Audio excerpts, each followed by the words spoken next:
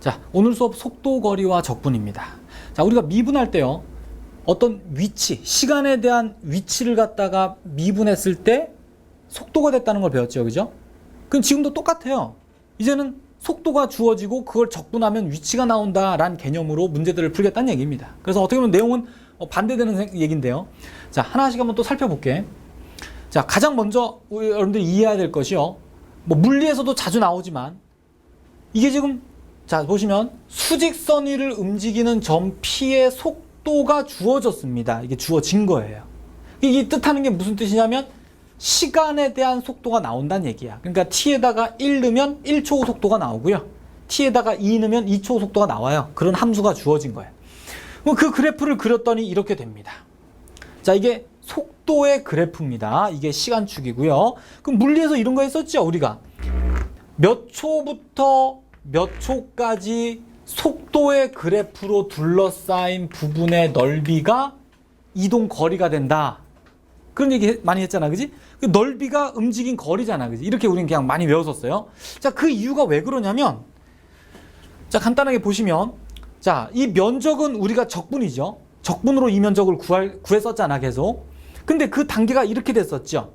그러니까 요 부분을 이렇게 n등분해서 n등분해서 사각형을 이렇게 만들었잖아. 그 중에 하나만 예를 들어서 보면 뭐 이런 사각형이죠, 예를 들면. 그래서 요 지점이 뭐 x1, x2, x3 해서 일반적으로 xk라고 놓은 거야. 그러면 요 밑변의 길이는 다 일정하게 델타 t라고 놓을게요. 그러면 요 높이가 뭐가 되냐면 요 시간에서의 속도죠. 이게 속도일 거 아니야, 그지? 함수니까, 함수값이니까. 그러면 요게 뭐야? 걸린 시간이 요만큼이고 짧지만, 그러면 시간 곱하기 속력의 개념이니까 이 사각형의 면적이 뭐가 됩니까? 요게 거리가 되지, 이동 거리가 되는, 요 짧은 시간에 이동한 거리가 바로 요 사각형 면적이 돼요. 그럼 결국 요걸 다 사각형을 다 합하면 뭐가 되겠어? 결국 이 짧은 시간마다 이동한 거리 합이 될 거고, 결국은 그 뜻이 뭐가 되냐면 A초부터 B초 동안 움직인 거리가 되겠죠, 결국 얘가. 이거 정의니까, 이거는. 자, 그래서 뭐 이런 얘기인데요. 자, 이건 이미 여러분들이 뭐 그냥 외우고 있는 사실을 잠깐 좀 논리적으로 보여준 거고요. 좀 실전에서 이제 지금 설명하는 걸 좀 잘 이해해 두셔야 됩니다. 자, 선생님이 그냥 문제는 없이요, 그냥 설명을 할게요. 자, 잘 들으시고 이해해 보세요. 자, 어떤 점 P가 있어요.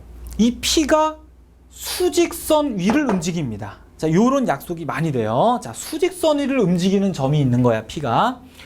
처음 위치가 O에 있어, 얘가. 처음 위치입니다. 그럼 여기서부터 시간이 지나면 이 점이 움직입니다. 수직선 위를 지 맘대로 왔다 갔다 이렇게 움직여요. 근데 그 움직일 때의 속도가 다음과 같다라고 줍니다. 보통은 식을 주죠. 속도의 식을 줘요. 근데 선생님이 그냥 그래프까지 그려놨습니다. 속도의 그래프를 그려놨어요. 자, 그럼 이 그래프 모양대로 이 점이 움직이는데, 자, 무슨 얘기인지를 볼게요. 자, 항상 시간은요, 여러분들이 기억할 건 양수라는 거 절대 잊으면 안 됩니다. 그러니까 이 T축에서는 어떻게 보면 이 Y축의, 이 V축의 왼쪽은 전혀 볼 필요가 없는 거야. 0초보다 큰 쪽만 보면 되거든. 그래서 이 그래프가 뭐 절편이 2, 3 나오고 0부터 2까지 면적, 넓이 10, 그리고 요 면적은 4. 이렇게 이미 정해놨어요, 선생님이 그냥 설명하려고. 그럼 어떤 얘기냐면, 자, 이런 얘기야. 여기서 시간이 흐릅니다. 시간이 흐르면 어때? 속도가 양수죠. 속도가 양수란 말은 얘가 양의 방향으로 움직인다는 얘기예요. 그래서 시간이 계속 흐를수록 계속 양의 방향으로 움직이다가 2초가 되는 순간 속도가 0 되니까 얘도 멈춰요. 그러다가 다시 시간이 흐르면 속도가 음수가 된단 말은 얘가 방향을 바꿔서 이제 반대로 가요. 그래서 3초가 되면 또 속도가 0이니까 또 멈춥니다. 이렇게 볼 수가 있는 거야. 이해 가시나? 그럼 3초 이후로는 어떻겠어요? 또 다시 속도가 양수니까 얘가 또 방향을 바꿔서 이쪽 방향으로 움직인다는 얘기야. 자, 잘 생각해 보세요.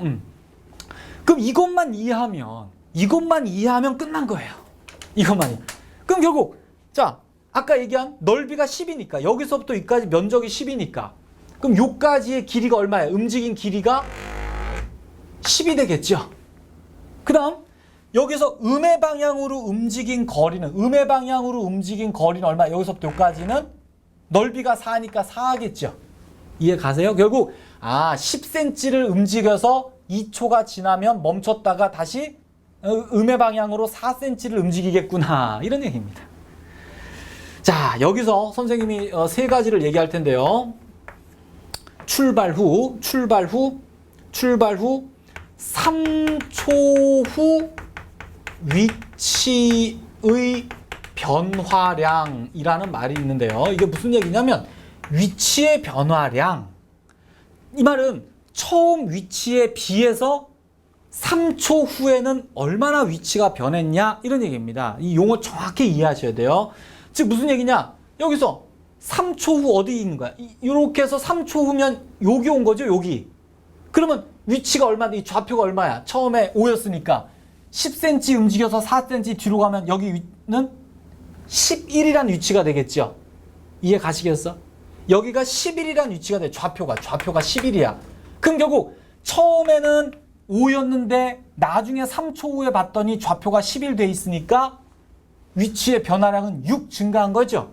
그래서 이거는 6입니다, 지금. 잘 이해해봐. 그 다음 3초 동안 총 움직인 거리. 이건 쉬워요. 총 움직인 거리는 너무나 쉽죠. 10 가서 4 갔으니까 총 14 움직였잖아. 센치로 해서 34cm. 그러니까 3초 후 그냥 위치입니다. 그냥 단순히. 3초 위치가 뭐냐? 그러면 5에서 10 간 다음에 4가 다시 갔으니까 뭐 11이겠죠? 아까 얘기했듯이 그지? 이해 가지? 요강이 6cm니까 결국 위치는 11이 됩니다. 자, 이 용어에 대한 걸 정확히 이해하시고 이거를 적분을 써서 나타낼 수 있는데 왜 면적으로 금방 계산된 거니까 이걸 써볼게요. 위치의 변화량은 결국 뭐가 되냐면요. 처음부터 3초 동안 저기 있는 속도의 그래프를 적분한 값이 돼요. 생각해봐. 그냥 생각해요. 0부터 3까지 적분하면 어떻겠어요? 10에다가 마이너스 4 되니까 6 되겠죠? 이해해보세요. 그 다음에 얘는 총 움직인 거리는 0초부터 3초까지 속도의 그래프를 절대값해서 이렇게 한 겁니다. 무슨 말이야? 절대값 fx, ft 하면 무슨 말입니까? 요 밑에 게 이렇게 위로 이렇게 올라올 거 아니야. 그지? 그래서 결국 이 그래프의 면적이라서 14가 되는 거죠. 자, 잘 생각해 보세요. 그 다음 t초 위치, 3초 위치는요. 어떻게 되냐면 처음 위치에다가 요 위치의 변화량을 더한 게 되죠. 한번 생각해 보세요. 위치의 변화량이 6 증가한 거니까 처음 위치에서 6 증가해서 11 된 거다. 이렇게 볼 수 있잖아요. 자, 이 말을 잘 이해해 보시고 정리된 내용은 그 프린트에 적혀 있습니다. 네. 자, 첫 번째 문제. 자, x는 2를 출발하여 수직선 위를 움직이는 점의 속도가 나와 있어요.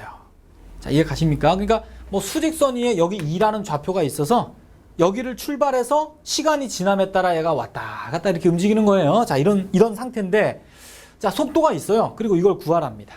그럼 아까 설명한 그 내용하고 똑같죠? 그래서 여러분들은 이런 거 보면 바로 공식을 쓰는 친구 이렇게 있는데 나쁘진 않아요, 솔직히. 예, 공식으로 쉽게 구해지는 건 그냥 공식만 쓰면 되지 뭐. 그래서 굳이 써보면 어떻게 위치의 변화량은 0초부터 3초 동안 이 속도의 식을 적분만 하면 그냥 됐고요.